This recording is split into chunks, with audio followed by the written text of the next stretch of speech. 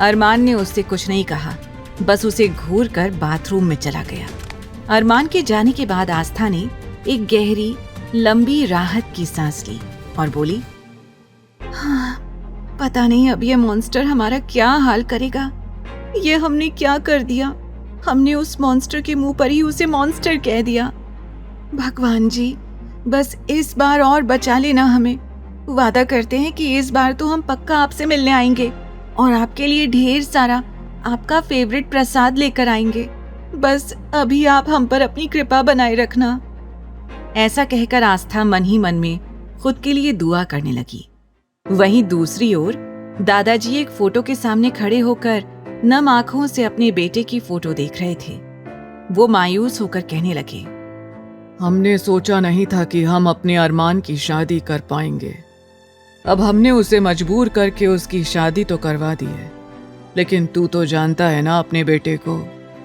तेरा बेटा कितना ज्यादा जिद्दी और अड़ियल है। पता नहीं वो उस मासूम सी बच्ची के साथ किस तरह का बर्ताव करेगा। रह रह कर हमें इसी बात की चिंता सता रही है। हमें तो ये भी लग रहा है कि कहीं हमने अरमान की खुशी के लिए उस लड़की के साथ नाइंसाफी ना कर दी हो। इस वक्त दादाजी खुद को दोषी मान रहे थे।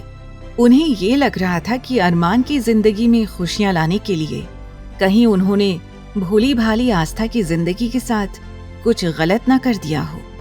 बस इस बात का उन्हें थोड़ा अफसोस था। वहीं अरमान कुछ ही मिनटों में बाथरूम से बाहर आ गया। अब उसने जिम के कपड़े पहने थे।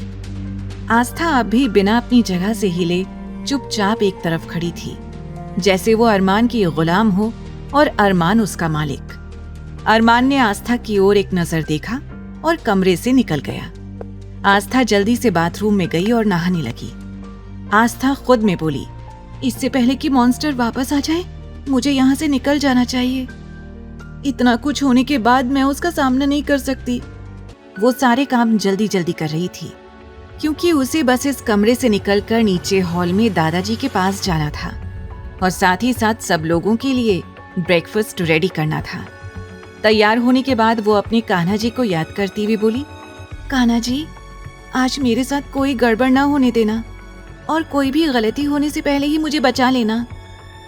ये कहते हुए आंखें बंद कर आस्था धीरे धीरे दरवाजे की ओर बढ़ने लगी। वो दरवाजे तक पहुंचती, उसके पहले ही दरवाजा खुला और अरमान, जो जिम कंप्लीट करने के बाद कमरे के अंदर आ रहा था, वो प्रेयर कर रही आस्था से टकरा गया। टक्कर इतनी जोर की थी कि आस्था गिरने लगी। आउच! लेकिन वो गिरती उसके पहले ही अरमान ने अपना हाथ आगे बढ़ाकर उसे संभाल लिया। इस समय अरमान का एक हाथ आस्था के भीगे हुए बालों में उलझा हुआ था और दूसरा उसकी पीठ पर था। कुछ देर तक वो आस्था की ओर देखता रहा। आस्था ने जैसे ही अपनी आंखें खोली, उसके सामने अरमान सिंघानिया का हैंडसम सा चेहरा था, लेकिन अरमान की आंखें आग उगल रही थी।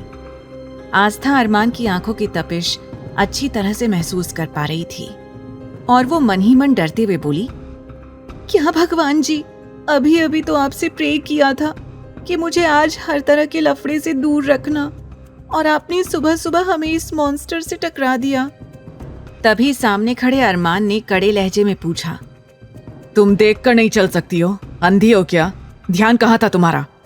अगले ही पल आस्था ने हकलाते हुए कहा, वो मैं बस। आस्था बकरी की तरह मैं ही करती रही। उसके आगे वो चाहकर भी कुछ बोल ही नहीं पा रही थी।